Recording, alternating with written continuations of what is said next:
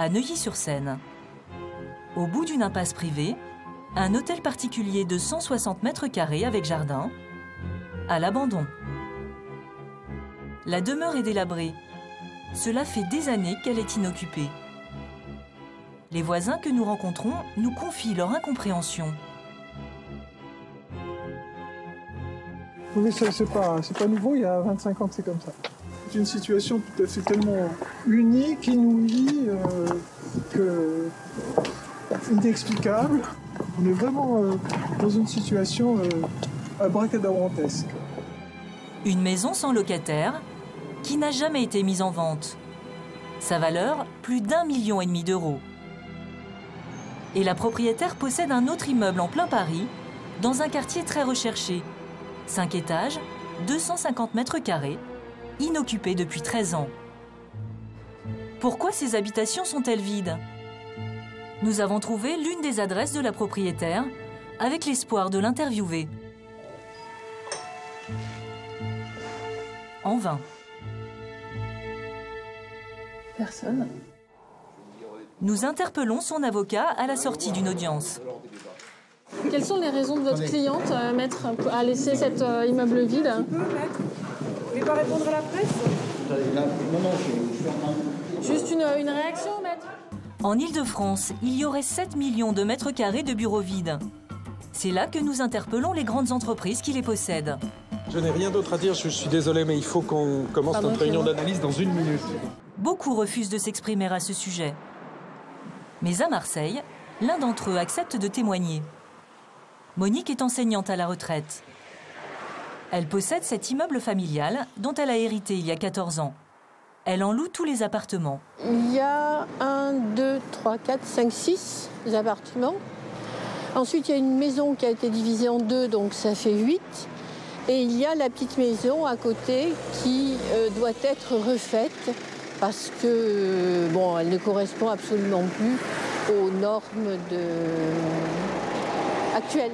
Cette maison se trouve quelques mètres plus loin. Voilà. La voici. Le locataire est resté 15 ans. Il est décédé il y a 1 an. Voilà, donc c'est une petite maison qui est libre depuis le printemps dernier, donc ça doit faire quelque chose comme 9 mois. Et Vous ne pouvez pas la relouer? Que je ne peux pas relouer en l'état parce que c'est trop vétuste. Le locataire n'a pas fait de travaux. Monique ne l'a pas plus entretenu. Aujourd'hui, elle a rendez-vous avec un maçon et une architecte. Entrez, entrez, bonjour. Ils viennent évaluer le montant des travaux de rénovation. Alors l'escalier, il faudrait vérifier s'il n'est pas sur le point de s'écrouler. Il y a des marches qui, effectivement, semblent s'enfoncer. 70 mètres carrés, tout est à refaire. Cuisine, salle de bain. Plomberie et électricité ne sont plus aux normes. Monique pensait en avoir pour 50 000 euros. Mais selon le maçon qui passe au crible la maison, les travaux s'annoncent beaucoup plus lourds. Moi, je vois déjà donc, des infiltrations au niveau des plafonds, donc, ce qui voudrait dire remise en état de la toiture. Ensuite, les sols, pareil, là on a un sacré dénivelé de facilement 5 cm, ce qui veut dire qu'il y a une poutre qui s'est affaissée. Au-delà de l'aspect décoratif et aménagement de la maison, il y a un renforcement de l'existant au niveau de la bâtisse qui est nécessaire. Quelques minutes plus tard, après concertation avec le maçon, l'architecte rend son verdict. Donc, Attendez, je m'appuie contre le mur. bon, en accord avec l'entreprise de maçonnerie, on pense une estimation donc, du coût global, de façon à retrouver une maison en bon état et que vous puissiez la louer, à 200 000 hors taxes. 200 000 euros. Euros hors taxes. D'accord. Je dirais que là, ce ne sera pas envisageable avant un temps certain. Monique touche une petite retraite. Elle gagne chaque année 58 000 euros grâce à la location de ses appartements. Selon elle, ce n'est pas assez pour financer des travaux. Pour nous le prouver, elle fait le calcul de ce qui lui reste à la fin de l'année, une fois ses impôts payés. J'ai donc à payer évidemment les impôts sur le revenu. Donc, montant de votre impôt, là, on a 10 594. Auquel s'ajoutent 7 915 euros de CSG, 6 518 euros de taxes foncières, et 3 164 € d'impôt de solidarité sur la fortune. Au total, Monique paye plus de 28 000 € d'impôts. Il lui reste pour vivre 30 000 € par an. Divisé par 12, puisque ça n'a pas changé. Ça fait 2555 de revenus. Mais bien entendu, ça ne coûte... là, on ne parle pas du tout. Je veux dire qu'à côté de ça, il y a des assurances, des maisons. Je veux dire, c'est pas 2550 € que je peux dépenser pour me faire plaisir, pour aller voyager. J'ai des contraintes là-dessus.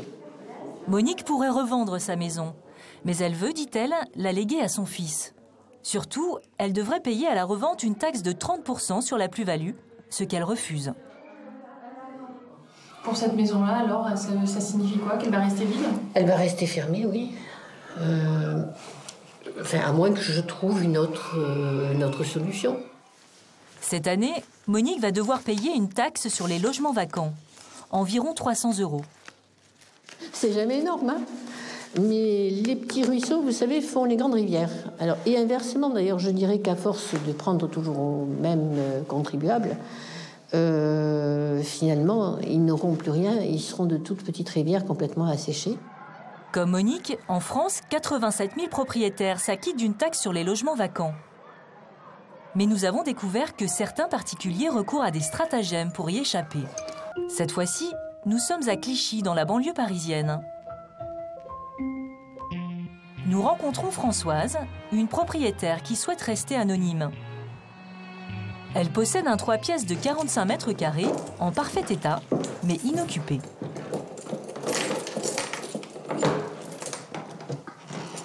Cuisine équipée avec donc des tiroirs, des machines à laver, un chauffage central. Françoise a renoncé à louer cet appartement. Elle ne veut pas prendre le risque de loyers impayés. Il y a effectivement le problème des locataires indélicats, mais le plus souvent, ce qui revient, c'est plutôt le locataire qui a des difficultés et sur lequel, effectivement, on n'est pas des spéculateurs. Donc, forcément, le côté humain intervient et je me vois mal, moi, demander l'expulsion d'une famille, par exemple, avec des enfants. Son appartement est vide depuis 20 ans.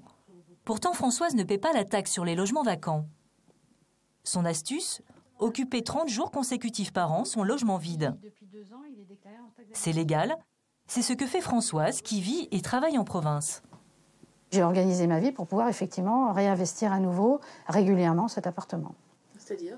C'est-à-dire que je me déplace plus qu'avant, plus que ce que je pourrais, parce qu'effectivement, je pourrais organiser ma vie pour moins remonter sur Paris que je ne le fais aujourd'hui. Ça veut dire trouver des activités qui font que je me retrouve un peu plus souvent sur Paris. Je suis en capacité de prouver qu'il a été occupé pendant 30 jours, puisque les preuves de cette occupation sont bien précisées. Ce sont des factures d'eau, des factures d'EDF, éventuellement des factures de chauffage. Françoise n'a pas besoin de cet appartement.